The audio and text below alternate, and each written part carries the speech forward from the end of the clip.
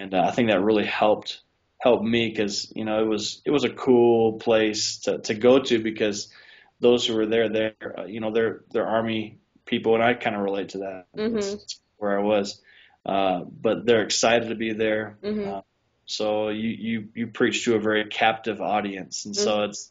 you're like, this is awesome. You just feel so energized after that. But I think having experiences where you're going to nursing homes, or you're going to just kind of branching yourself out and maybe going in areas where you really wouldn't consider Mhm. uh, something you really don't really even like, but it's Yeah. something that is a part of ministry as a whole. And I wish personally, I wish I would have done more of that. Yeah. Oh.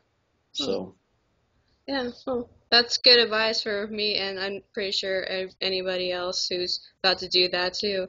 Well, all right. Well, that's all the questions that I have for you, and I just want to thank you again for doing this. It really means a lot to me, and like I said before, whenever I contacted you, you really have poured into my life, and I know you're continually to pour in different and other people's lives too at the church. So I thank you again, and yeah. appreciate that. Thank you, Mel. I All appreciate right, you contacting me, and you're awesome. all right, thank you.